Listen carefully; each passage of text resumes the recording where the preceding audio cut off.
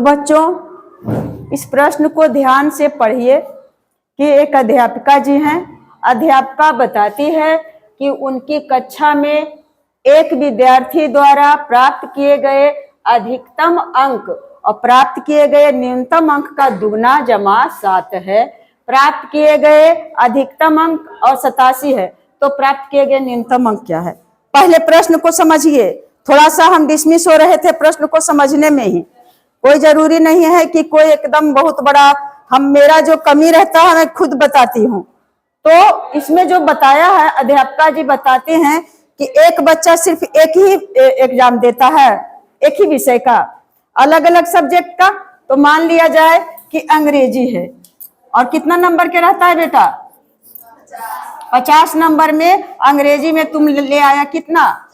40। उसके बाद समाज है, इसमें कितना 50 नंबर का रहता है, इसमें मान लिया जाए कि 45 ले आया। और हिंदी है, हिंदी में मान लिया जाए कि ले आया कितना 43। और संस्कृत है, संस्कृत इसमें ले आया कितना 44। और एक विषय है, मान लिया चारों विषय का हम बता रहे हैं, तो इसमें अधिकतम अंक कौन होगा? देखो जो जिस जोन विषय जो सब्जेक्ट में अधिक नंबर है वही ना अधिकतम नंबर रहेगा। तो अधिकतम नंबर कौन है? 45। और न्यूनतम अंक कौन है? नहीं रे पागल, अंग्रेजी में 40। न्यूनतम अंक 40 है और अधिकतम अंक देखिए क्या जो मन में आता है वो बोलता है, वो 45 है मान लिया जाए। और दूसरा लड़का का कुछ दूसरा है, दूसरा लड़का क्या है? ये 35 है, ये हो गया 45, इसमें हो गया 39 और इसमें हो गया 38। तो इसमें अधिकतम अंक कौन हुआ? और न्यूनतम अंक कौन हुआ? 35। अब समझ में आ गया अधिकतम अंक और न्यूनतम अंक मतलब। तो अध्यापिका जी यही बता रहे हैं कि कोई एक विद्यार्थी है, उनकी कक्षा में एक विद्यार्थी द्वारा प्राप्त किए गए अधिकतम अंक प्राप्त किए गए न्यूनतम अंक का दुगना क्या है? दुगना जमा 7 है। यही मैं कंफ्यूज हो रही थी, जमा 7 सही से नहीं दिया है। प्रश्न को एकदम खुल करके नहीं लिखता है, एकदम गुमराह के तरह लिखा हुआ है। तो अब हम लोग मानेंगे, बिना मान ले तो काम चलेगा नहीं। यहीं से देखो गप गप गप आ रहा, और गप में हमरा बहुत बड़ा कोई समझौता नहीं हो बेले जा रहा लोग हुआ, समझने।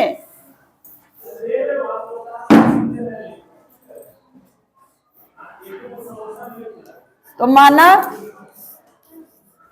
कि न्यूनतम अंक मानेंगे कि अधिकतम अंक मानेंगे?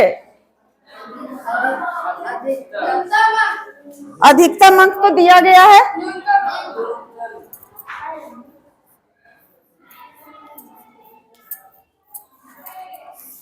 क्या चीज मान ले बाबू? क्या माने? क्या माने? कुछ भी तो क्या एक्स माने? ज्यादा एक्स से मान करके बनाते हैं हम लोग भी। ज्यादा आगे बढ़ोगे ना तो एक्स से मान के बनाओगे, फट से निकाल लेते हैं। अरे बाई भी जहाँ एक्स है वहां बाई लिख देना है ना। जिसको मन है बाई मानने का तो जहाँ एक्स है वहां बाई लिख देंगे। तो अब प्रश्नानुसार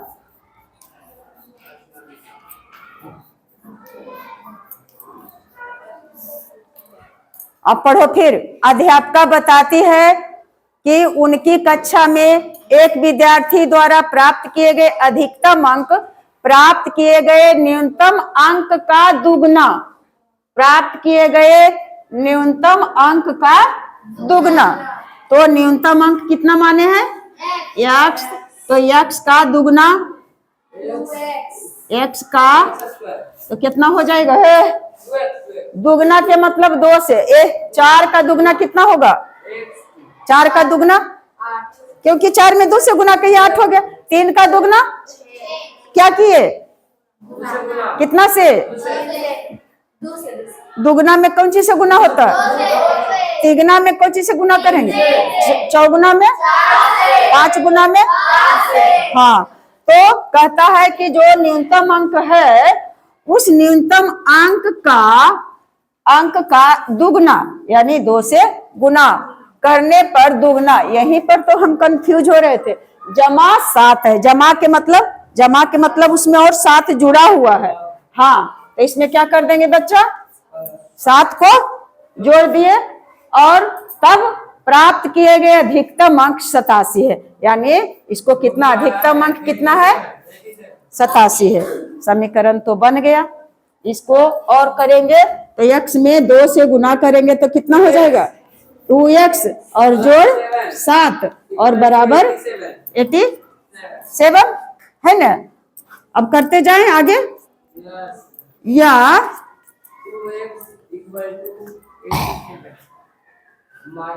ठहर दो, बहुत ज्यादा फर्क लिख रहे हैं बच्चा, बहुत उधर जाना पड़ता है। या 2x और प्लस 7 इक्वल टू 87, सही ना है हो। या 2x और बराबर 87 और माइनस 7, या 2x बराबर कितना हो गया, 80, या x बराबर 80/2 यानी 40। कितना आ गया, x बराबर 40, यही आ गया आंसर।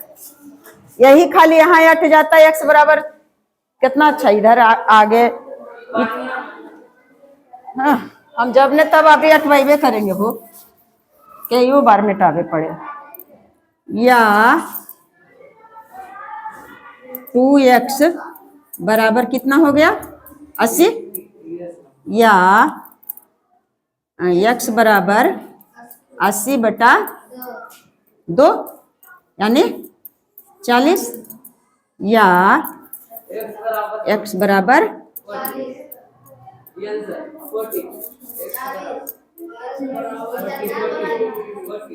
40, ऐसे आ गया आंसर। अब यहाँ हम लोग यहाँ इसको क्या कर दें, देखते हैं साबित करके।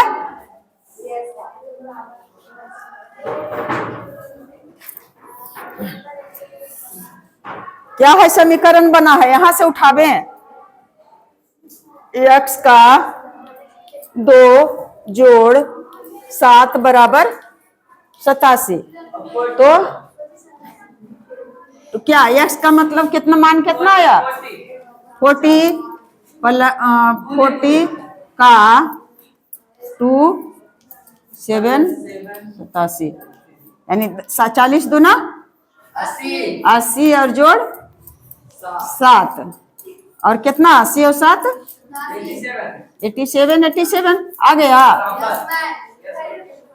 तो इस तरह से हम किसी भी प्रश्न को जब बनाएंगे तो अपने उसको सोल्व करके देख लेंगे कि मेरा जो बना हुआ है बस कंसेप्ट उसको रहना चाहिए, थोड़ा सा भी डिसमिस हो जाएगा। थोड़ा सा मैं अभी तुरंत की बात कहती हूँ कि दुगना जमा राशि 7 है, ये आउट ऑफ नॉलेज हो गया था।